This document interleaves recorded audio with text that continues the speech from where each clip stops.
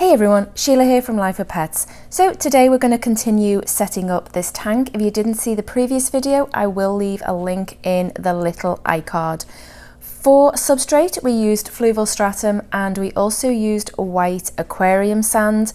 I got the Fluval stratum on Amazon. I will leave links in the description box below for as much of what we use as possible. We did the Fluval stratum, we did rinse it. It does suggest to rinse it lightly, and so we did do that. And then we used the white aquarium sand, and with that sand we never have rinsed it. However, you can rinse it should you choose to do so. For filtration, we're going to use corner sponge filters in each section. As with this divided tank, which was shown in the previous video, we have silicone them in place, which makes them individual tanks. We needed a three-way gang valve so that we can run all the sponge filters off one air pump. We do need 3 lots of tubing, and then the little red check valves there on the table, you can see them as well. The air pump that we use is the Aquascaping Quiet Flow, and it's a 20-gallon. We absolutely love this air pump and we have sold hundreds of them.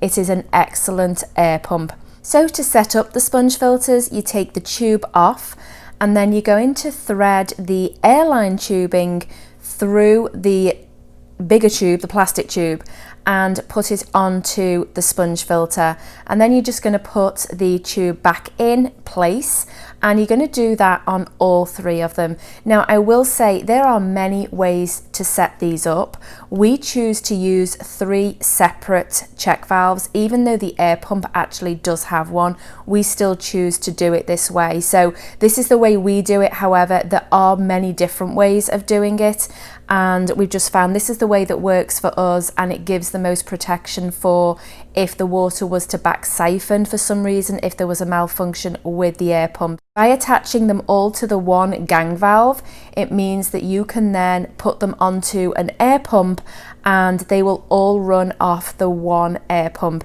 You can also adjust the flow, which is very important in a betta tank. You want the flow to be adjustable so that it's not too strong for the fish. It's one of the biggest problems in betta fish tanks. If the flow is too heavy, it can really stress the fish out, especially if they're in a divided tank. A lot of people want to use a hang-on back filter, and in the likes of the setup we have got, it would literally create a whirlpool with the flow being way too long. So sponge filters are definitely the way to go. These are some of the items that we're going to be using in the tank. We have decorations, heaters, water conditioner, and the stability to help with the cycle. Now, sometimes when you fill up the tank, you will find the sponge filters float. All you have to do is squeeze the air out and then it is all good and goes back to normal. Now, we did fill these up deliberately that they would stir up the water so that you could see that it has created 3 completely separate compartments from having sealed the dividers in. Like I say, these are siliconed. You don't have to silicone our dividers, but we chose to do it this way with this tank. We are going to use artificial and live plants in this tank. We've done this several times and we just like the way it looks. It also means if you don't have a lot of live plants or you can't afford to buy a lot of live plants, then this is a good option to sort of mix and match them. And we get a lot of compliments on our tanks, and most people think they're actually all real, which is really cool. So this is the heater that we use. We've used this one for years and we've never had a problem with it. It is fully adjustable, which is what I like. So you do have control over what the temperature is in the tank. With having the 3 separate compartments, we are going to have to put a heater in each one. The water in each compartment here is approximately 6.5 gallons. We will be filling it up right to the top. Obviously once all the decorations are in, so it's about 6.5 gallons.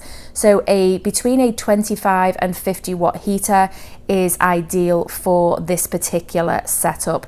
So we're now going to put in the rest of the decorations and make the tank look pretty. So betta fish do like a heavily planted tank, and they do also like lots of places to hide and explore.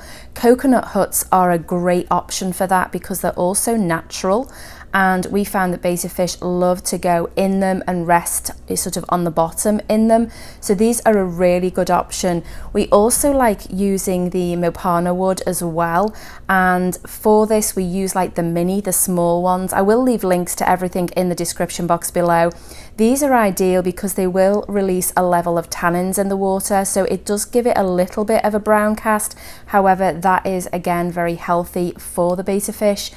The live plants, we're going to use the Crypt Wenti, and we have a lot of this plant. We've taken it from some of our other tanks, and so we're going to be using this in the tank, and it just adds obviously more places to explore. It will also help with taking out toxins in the water as well. So live plants are a really good option for that.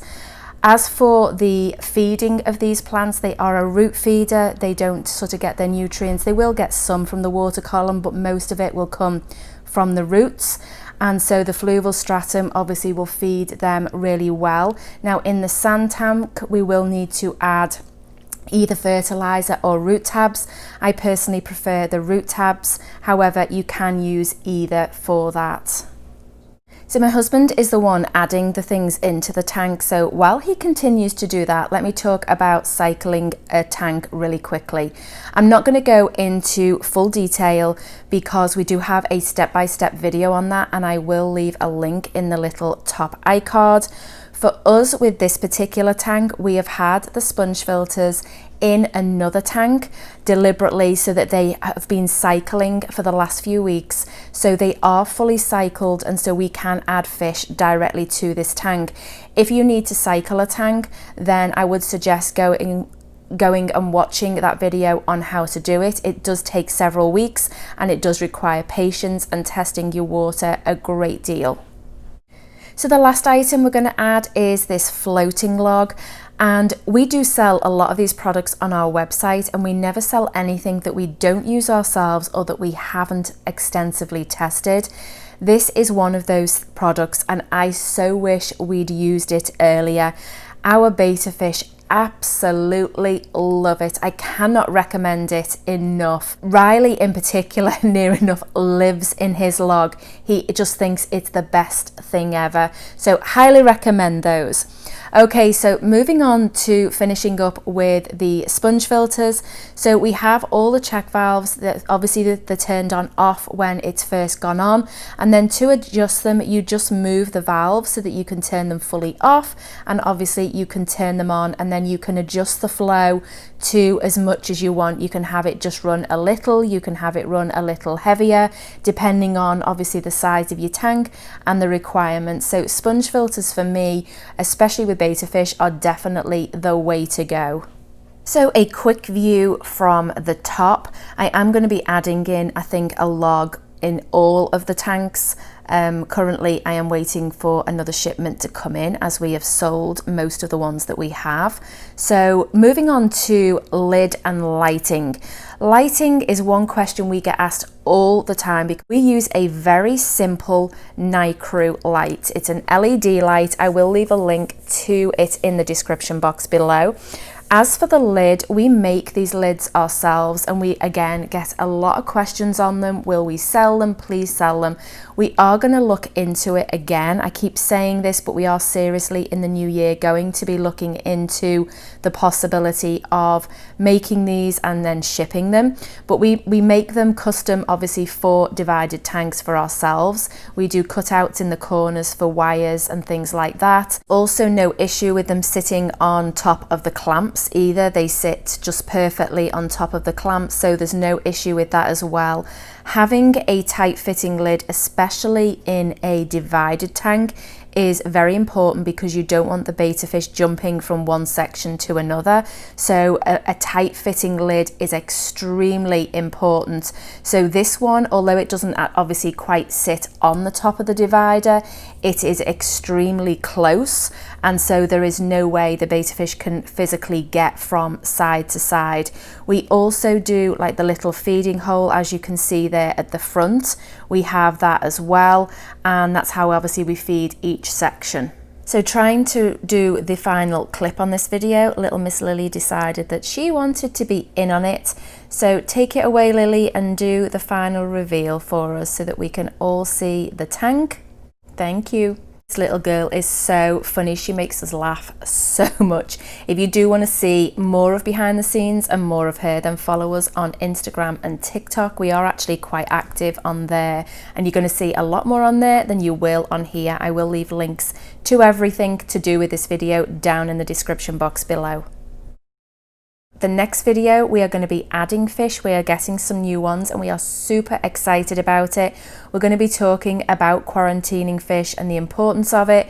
We will be unboxing the new fish. So if that is something that you want to see, make sure you're subscribed and your notifications are turned on. All right, guys, thanks for watching and we'll see you next time.